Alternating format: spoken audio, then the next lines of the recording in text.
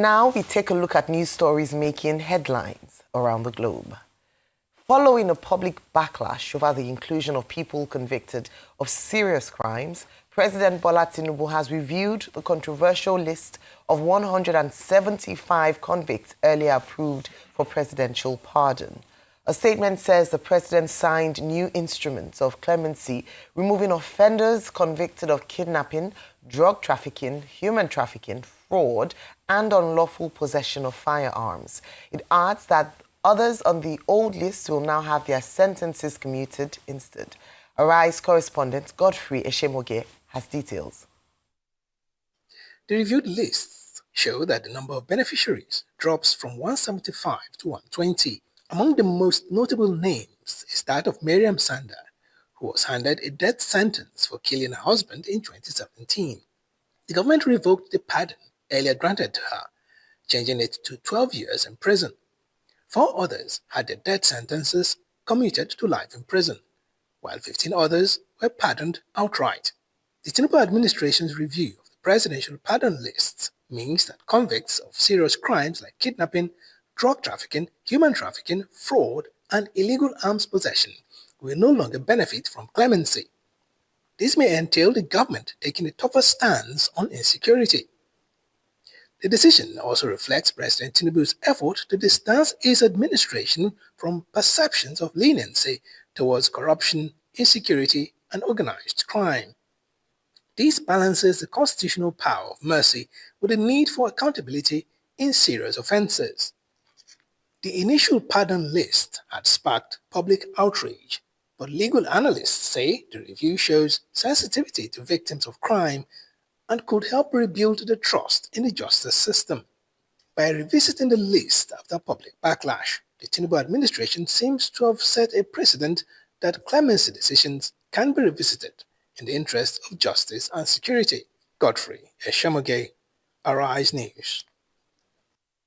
Thank you, Godfrey. Nigeria's Chief of Defense Staff, Lieutenant General Olufemi Oluyede, has identified inadequate resources as major challenges in the military's fight against insurgents and other criminal elements. Oluyede, who disclosed this during the screening and confirmation of newly appointed service chiefs by the Senate on Wednesday, demanded greater respect for soldiers, reminding all that it takes something special, almost a touch of madness, to be a soldier. Arise correspondent Omo Bazwaye tells us more. The top military brass led by the Chief of Defense Staff, Lieutenant General Olufemi Oluyede, walked into the hallowed chamber of the Senate at exactly 12:40 p.m.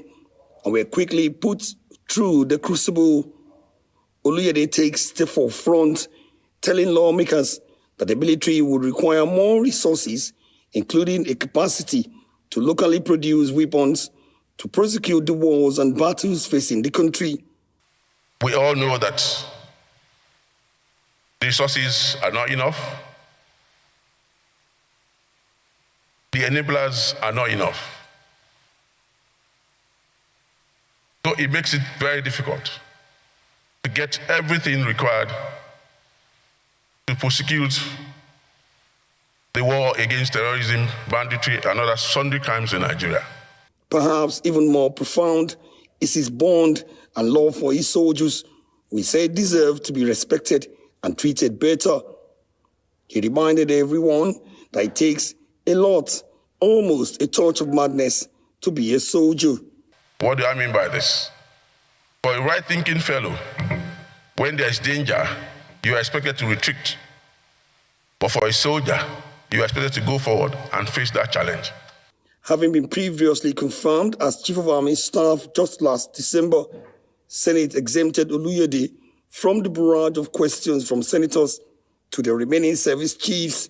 What immediate action do you intend to take in addressing acts of terrorism, insurgency, and banditry bedeviling the country, having regard to your experience in the various theater of war? I totally agree with the Chief of Army Staff nominee's opinion.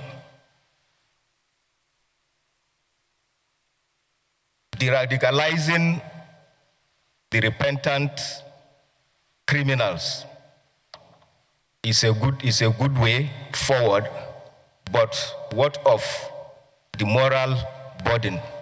The toughest words came from the Chief of Air Staff, Vice Marshal Sunday Aneke, who told lawmakers that his battalion will fight professionally and will be deadly in the process.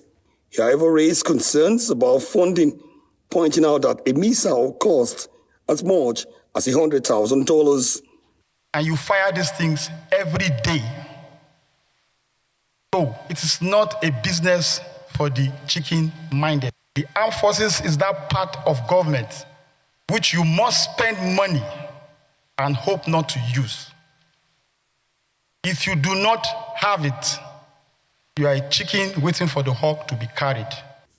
The Air Force chief rested the controversy surrounding the A-29 Super Tucano fighter jets procured by Nigeria when he confirmed that the jet fighters are flying and fighting. Senate subsequently went behind closed doors to deliberate more on sensitive issues of military tactics and strategies. And after 4 hours of screening, Senate confirmed the Chief of Defense Staff and the service chiefs.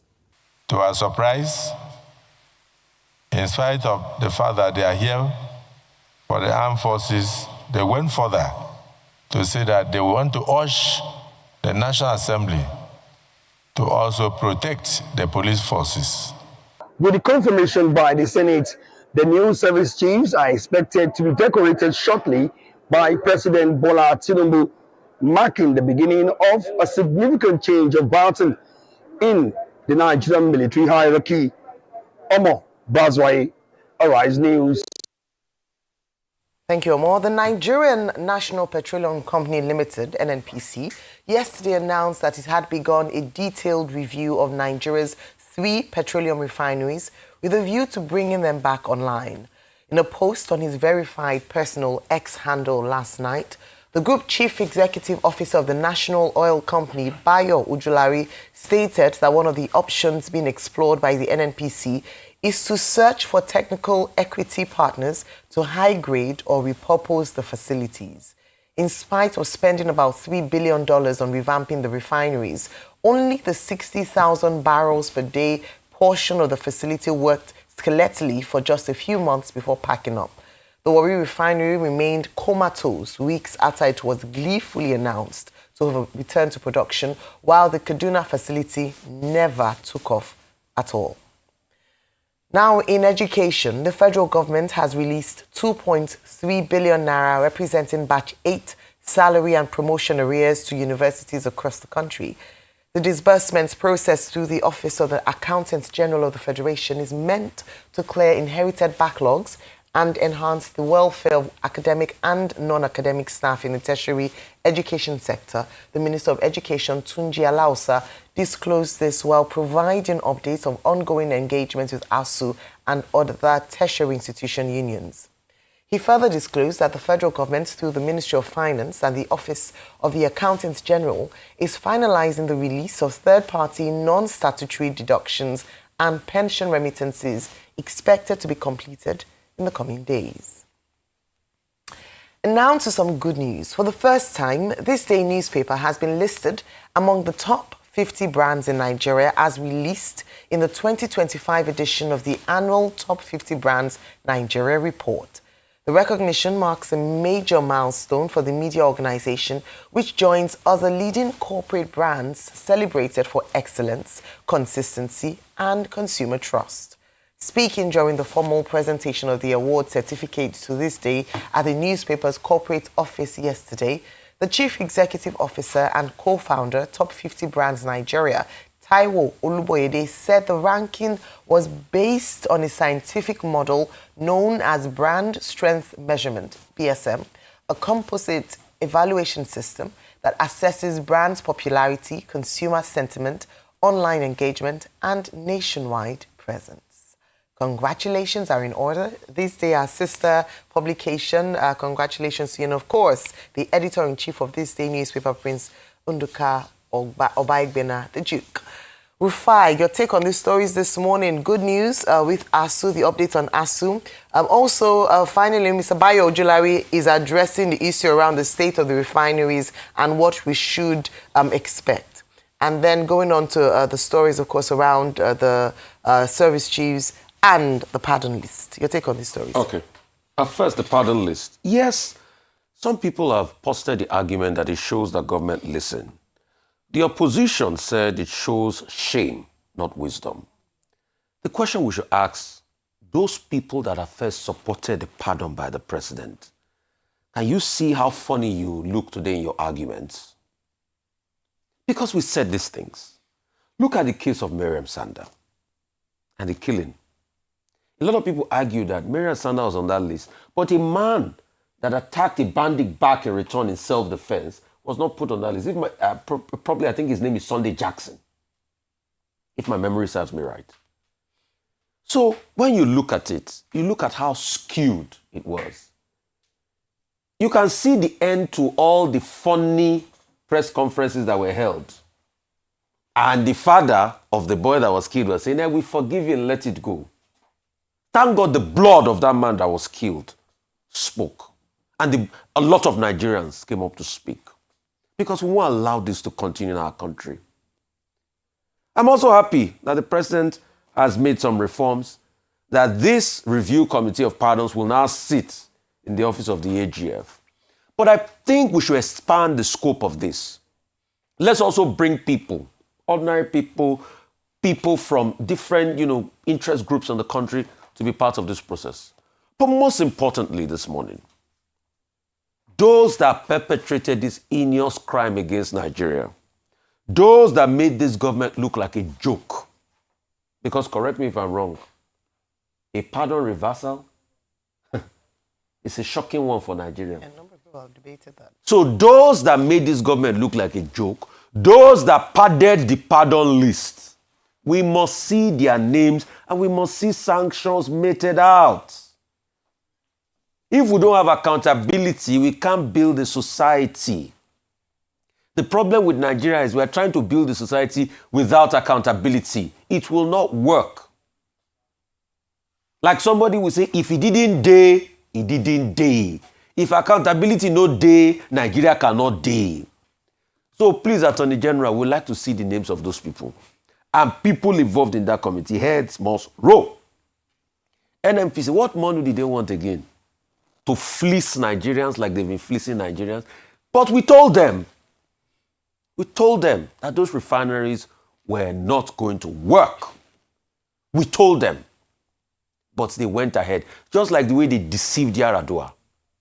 They went ahead, they've deceived Buhari, and now they want to deceive us again.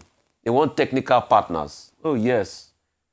Like be Itano, like they will say, like the ones you people had yesterday. You will have just allowed that, Yaradua, Babasanjo has sold this refinery to the consortium. You will have just allowed that consortium to continue. But you deceived Yaradua, and now it has shown that Babasanjo is correct on this matter. They've been collecting money on this refinery. It's not worked. Why don't we just sell it off? When Atiku Abubakar said this, he said he was opposition and wanted to sell it to his cronies. But over 350 billion we've lost in 6 months on the Port Harcourt refinery. Some reports were saying that recently. Because we keep funding the staff there. We keep funding the inefficiencies of this refinery. While Dangote has shown us that it can work. Like I said before, remove your hand from the ogbono soup that is not drawing. Go and put water on fire for okra that will draw. Invest in Dangote refinery. The federal government should exit this refinery business because it's shown you can't run it effectively. If you could run it effectively, the refineries will not go moribund. If you have a private sector that can run it with accountability, increase your equity in Dangote refinery. At first, Ojulari was asking for 60 billion. We can make it work. You can make it work. How? Is that not the same way Mele Kyari said they will make it work? Did it work? Did it work? Didn't they use everything to justify? Didn't they get protesters to protest that the refinery is working, that TV stations are the problem? The next point, as regards the federal government, when they do well, I will commend them. On this ASU matter, yes, it's a right step in the right direction, but it's not good enough. 2.3 billion, yes, to be able to add to the arrears and the demands while they talk to ASU. But all the things that they need to fulfill, they must be able to fulfill them, pure and simple. We must go one step further. And I must commend this government, because in terms of responding to the plight of ASU and even other sectoral response, we've seen some good strides on this government. In fact, just like the pension thing I was talking about, when they said they had cleared it, I went to make my results. They said not entirely, but this government has shown a great level of response. So we commend them as regards all of that. I yield the floor on this story. I wanted to talk about the new service chief, but I yield the floor. All right. Dr. Bati. Okay, congratulations to this day on the recognition. It's good for the brand. It's also a source of encouragement for the staff, the editors, of this day newspaper.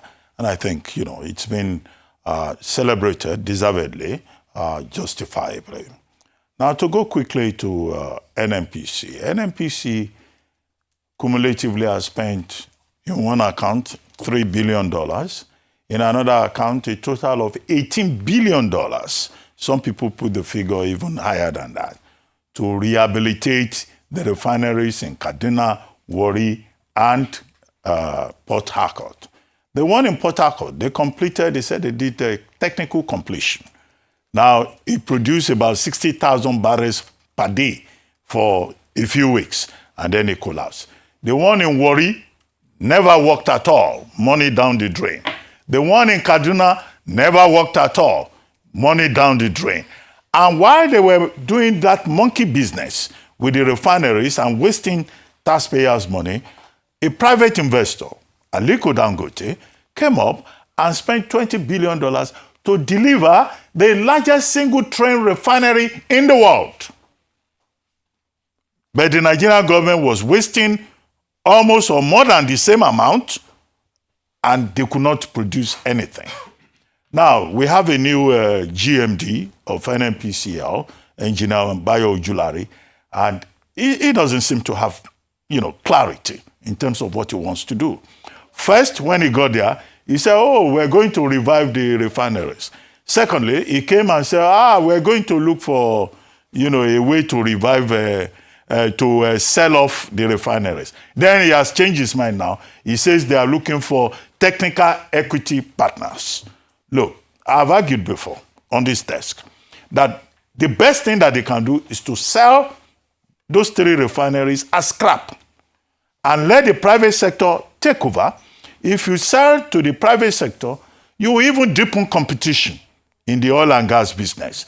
Dangote is already there. There are other players, Renaissance Energy and others. You can deepen competition for the benefit of the Nigerian people. Particularly now that they are saying they are going to collect a fuel tax to the rate of about 100 naira per liter or so, in Lagos. It may be different in other parts of the country, which means that, in fact, the pump price of fuel will go up. If there is competition, it will bring down prices. And when Alhaji Aliko Dangote was responding to Pengasan, Nupeng, other people complaining about Dangote refinery operations, he said, look, the more the merrier. Let government encourage other competitors so that there will be no complaint about monopoly. There is one report that I read, despite the efforts of the Dangote refinery, we're still importing fuel. And so if you have refineries that are working, then of course maybe the burden on the average consumer will be less. However, they say they are looking for equity partners. You never know what they will do at the end of the day. Tomorrow, the Ojulari-led NNPCL may change his mind. So until we see what exactly they want to do. But it's important to remove government's hand from the business. Government has failed us in the oil and gas business, just as it has failed the Nigerian people in the electricity business since 1960. So if they are going to get equity partners, let the private sector investors, let them have the controlling share, maybe 51%. Let it not be the federal government of Nigeria having the controlling share, because those refineries will still be run as a government business. And in any case, the technology is obsolete in those 3 refineries. They should go and study the models. Petrobras in Brazil, Aramco in Saudi Arabia. What is the international best practice? It shouldn't be so difficult for the Nigerian government to run a refinery. That's that about that. As for ASU, well, it's good that at last the federal government has intervened. There is the Yayale Ahmed Negotiation Committee, and that committee, government is saying, look, ASU should not go on strike. You know, the negotiations will continue. They have something they call Needs Assessment Initiative. On the basis of the needs assessment, they have now decided to pay batch 8 of the salaries and pension arrears, which the lecturers were complaining about. Yes, the Tinubu administration came in and paid, 8 months salary, but there are still outstanding, payments to be made. I think it's a demonstration of good faith, both on the part of the minister and also of the federal government. But it's now up to ASU to appreciate what the Tinubu government has done. But in any case, this kind of situation in which we have found ourselves should not even have happened in the first place. Medical doctors were the ones we were talking about the other day, resident doctors. Now it is university teachers. If you go down the line, polytechnic teachers, secondary school teachers, education and health should be taken seriously. If this country that is attending the first future initiative conference in Riyadh is going to look at other countries demonstrating robotics, NVIDIA making money, talking about artificial intelligence.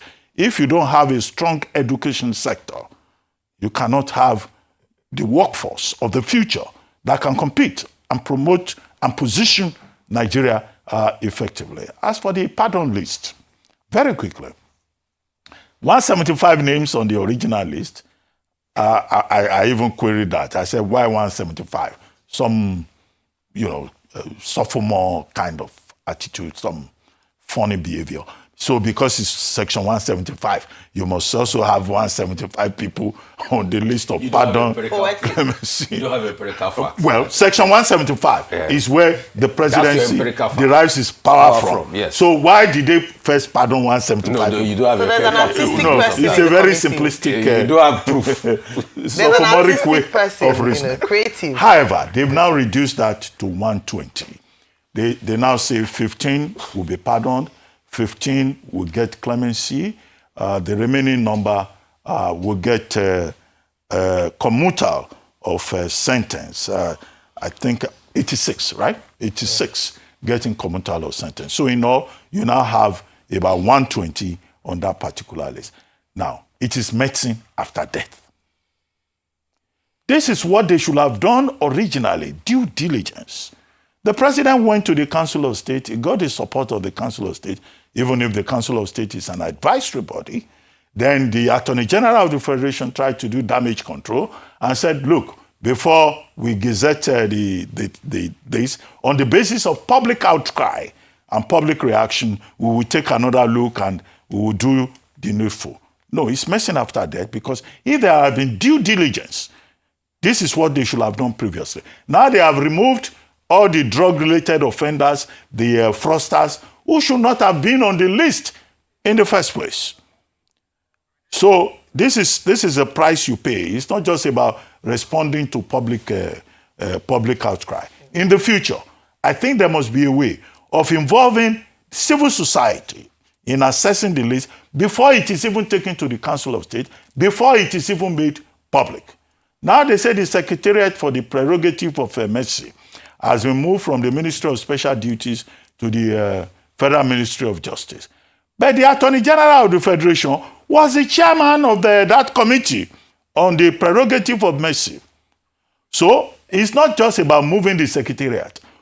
Everyone on that Secretariat who produced this list that annoyed Nigerians should be sacked. And that committee of the Prerogative of Mercy should be reconstituted forthwith.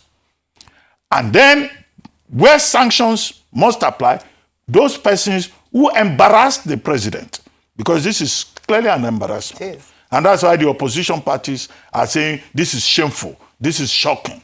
So they've given them the opportunity to criticize the federal government. So this sloppiness is not something that can be excused. So the minimum It's not about moving to the Ministry of Justice. The Minister of Justice himself and Attorney General was the chairman of the committee. So as the chief law officer of the Federation, why didn't he see the loopholes? He had to wait for people to carry placards. Even Dijade Yonju, who had praised the federal government for revising the list, said because Miriam Sanders' name is still on the commutal of sentence, he has withdrawn his commendation for the federal government. They cannot, afford this kind of sloppiness. You give a national award, names of dead people are there. People who have been given awards before, they are given another award again. No, they just speak to, competence. I don't want to use that word. You see that I was hesitating. No, I'm not saying. I said sloppiness. I don't want to say incompetence. Dr. Bati, they will be sacked is incompetence. Incompetence. Okay. Use it. Incompetence. S must roll. Now, the Abat Macaulay family even came forward and said, okay, whatever happened with the nationalist Abat Macaulay was during the colonial era. It wasn't under the Nigerian government. It was before 1960. Now, what powers?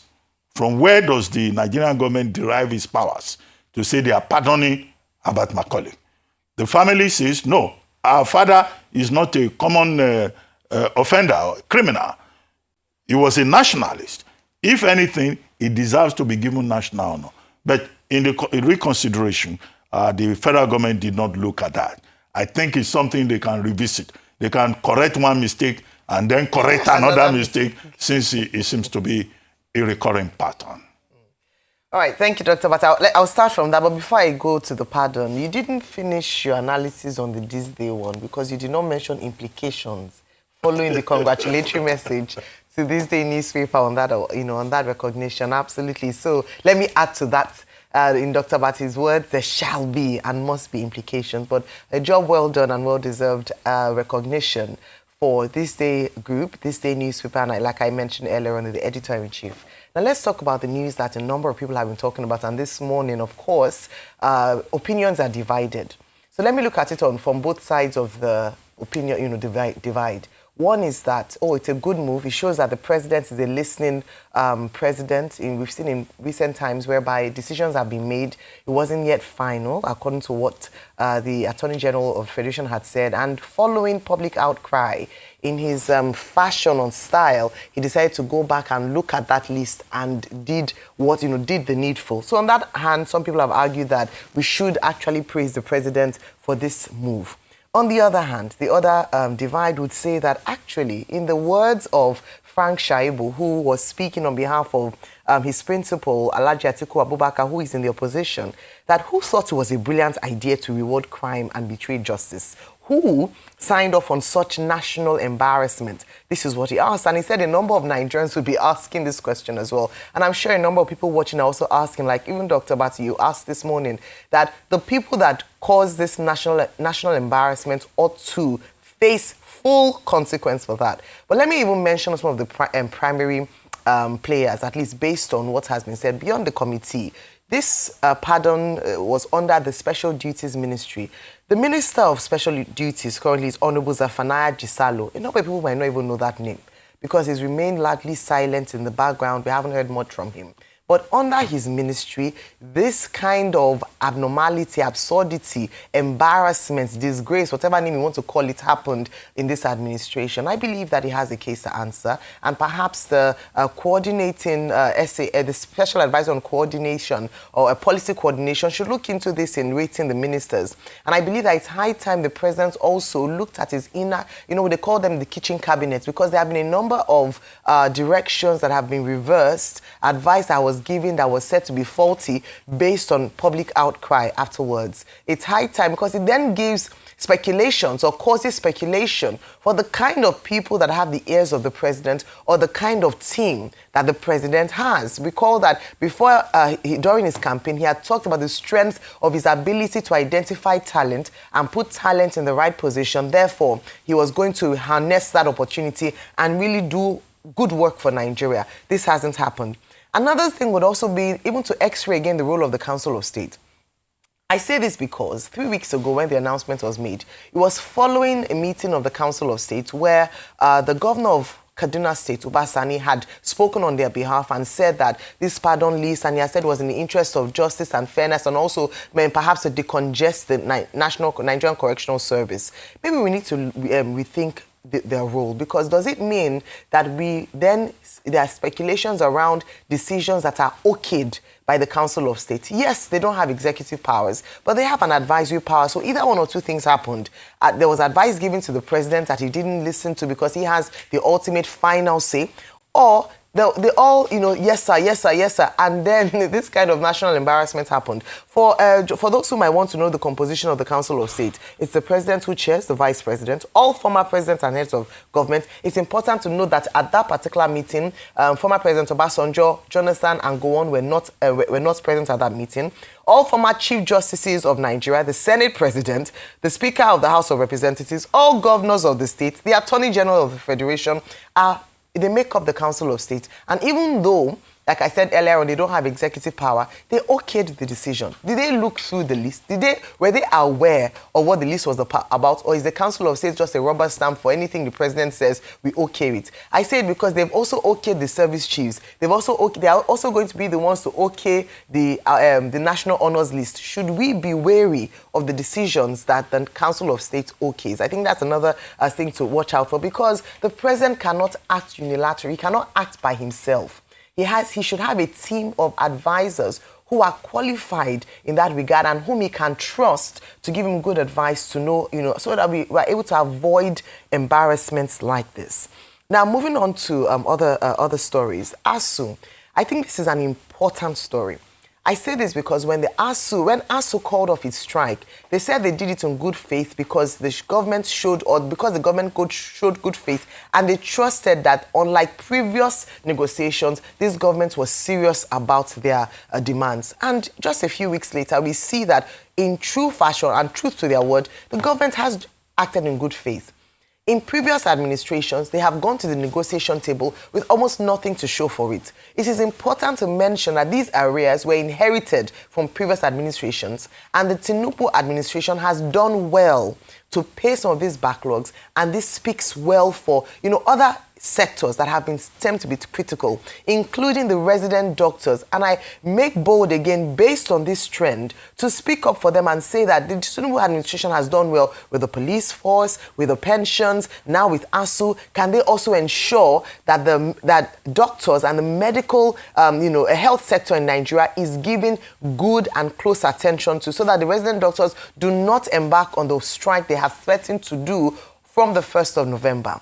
ASUU has at least been paid attention to. They said they'll continue to pay the other backlogs with pensions and others. So it's great to see that, again, like I said earlier on, it's a listening administration, even though sometimes you might criticize some of the moves they make. That means that they have to go back again and reverse their decisions. Then moving on to that screening of the service chiefs, I'll end on this note.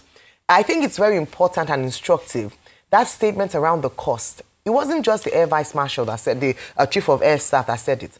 The other service chiefs had identified funding as a key challenge to executing their work. And I hope that this will not then become an excuse later on when we ask them that, okay, why have they not done enough work in fighting terrorism and the likes? That we say, we said that we do not have funding. Because the question that the executive and legislature need to answer is, where will the money come from? You heard that a missile costs $100,000, and they have to shoot daily. Where will the money come from? Where will the shortfall come from? I believe that is a question that's open-ended, and we need a response, because they keep saying there's no money, there's revenue shortage, but hopefully with the new revenues realized, we're able to meet this demand. Security currently has the second largest budget allocation in terms of line items.